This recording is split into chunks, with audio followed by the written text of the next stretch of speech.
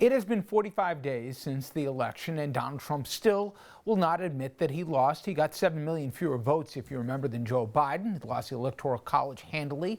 His legal team lost 59 of 60 court cases, and his own attorney general said there was no fraud that could have impacted the final outcome. Yet the nonsense continues, including this hearing Wednesday by the Senate Homeland Security Committee. But the fraud happened. The election in many ways was stolen. In Florida, we have a lot of people that moved from South America. And so a lot of them have said to me, how is this different than what Maduro's doing? Today we will hear testimony on how election laws in some cases were not enforced and how fraudulent voting did occur, as it always does. The last guy, Senator Ron Johnson, he is chairman of that committee, and he also got an earful from the ranking Democrat, Gary Peters, a Democrat from Michigan, over Russian disinformation. You're saying I'm putting out information. Well, one, it had nothing to do with this report. You lied repeatedly. I did not. You lied repeatedly in the press that I was spreading Russian disinformation, and that was an outright lie. And I told you to stop lying, and you continue to do it. Mr. Chairman, this is not about airing your grievances. I don't know what rabbit hole you're running down. You talked about Russian disinformation. Down rabbit holes. Senator Paul. This is simply not what we're dealing with. But, Mr. Chairman, you can't make these false allegations and then drop it there. That is why this needs to return back to its partisan things. This is terrible what you're doing to this committee and all the great work that you talked about. It is what you have done to this committee. It is not falsely the case. Accusing the chairman of spreading disinformation. Nothing could have been further from the truth, and you're spouting it again, which is why I had to respond. Senator Paul. Mr. Chairman, Judge Starr. It's outrageous. There was, believe it or not, a voice of reason. Christopher Krebs, the Homeland Security official, and I should mention, by the way, a lifelong Republican who was appointed by Trump. He was also fired by Trump. That after he dared to say the election was secure and without widespread fraud. Take a listen to Mr. Krebs. The citizens of the United States of America that are responsible for executing this sacred democratic institution of elections are being threatened on a daily basis.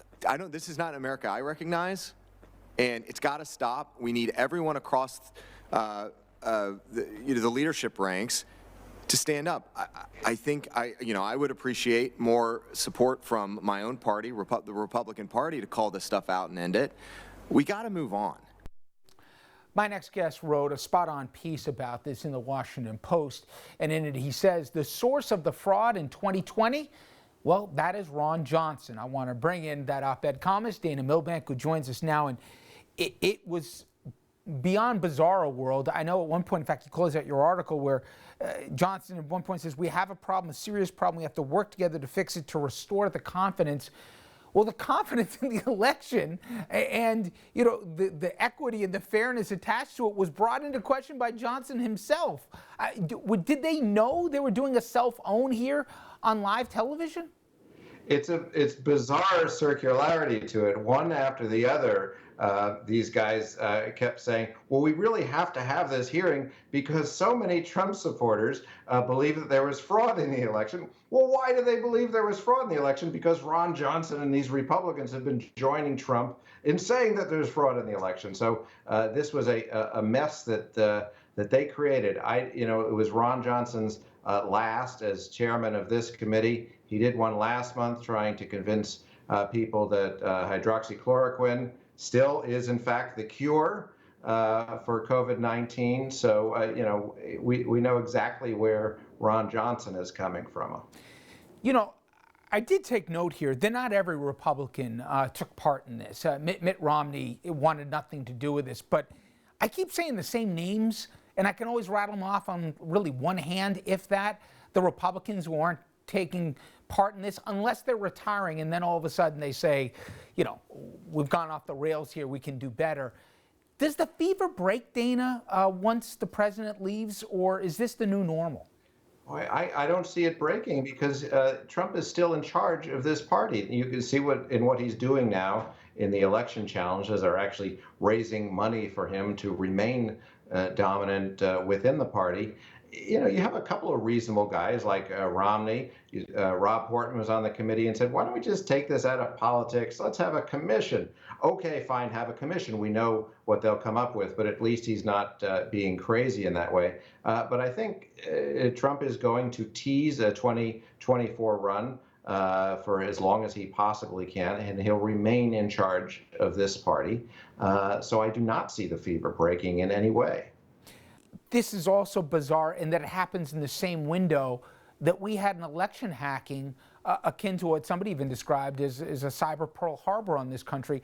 The same thing that these guys are talking about, election security, not a peep, not a single peep about a foreign enemy attacking the United States, if you will. I mean, the inconsistencies of this, I mean, listen, it takes a lot to shock anymore, but it's shocking, Dana, that doesn't rise to a level of concern with the same guys going into, you know, mythical and conspiratorial things that even Republican state lawmakers and secretaries of state have all debunked. It's amazing.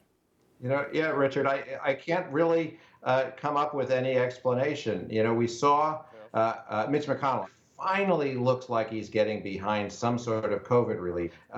Is he doing that because he thinks it's the right thing to do? It's what America needs. No, he's doing that because he thinks if he doesn't do it, it's going to hurt his 2 Republican senators in Georgia and he won't maintain his majority. It seems like there's no actual moral calculation going on. It's only what's the best move for me politically? And what you're seeing over and over again is these guys say, I cannot let there be any distance between Trump and me, no matter how ridiculous I sound in the process. And by the way, not a peep from anybody after Flynn talked about martial law, bringing the military in. And these same guys who have the temerity to talk about comparing the U.S. to Venezuela, talking in fact that this, like in a statement of fact that the election was rigged, sitting U.S. senators, they don't talk about a guy who wants to bring the military into the quote-unquote contested states, and it's no big deal. I don't know. I keep waiting for, you know, to give a pass and say, okay, now we'll get back to the way it is. But I think you're right. I don't see this changing. No, I don't see. I mean, thank goodness the Pentagon, the cooler heads have prevailed over there. The courts, as you mentioned, 59 out of 60 cases have gone against Trump. So, I mean, it's clearly, I mean, there's no other way to describe what he's doing other than an attempted coup. But it's a clown coup because he doesn't seem to have any ability to pull it off. We will survive this, but no thanks to the Republicans who are, to the great detriment of the country, are legitimizing him once again. You know, last thing for me, I just spoke to a congressman. I said, please explain to me, take all morality out of this, take all of that, the political play as to why McConnell is finding fiscal religion and he doesn't want to have a big stimulus package. You already mentioned the 2 Senate seats in Georgia. That would be a helpful thing. This is impacting states red and blue alike here that are hemorrhaging, revenue. My point is, Trump reportedly said, hey, let's give everybody a couple grand. There's no pay-go anymore. Why do they care? Why are they standing in the middle of getting the money out? First of all, it's the right thing to do, but it seems the politically astute thing to do right now if you take morality out of it and just look at political tactics.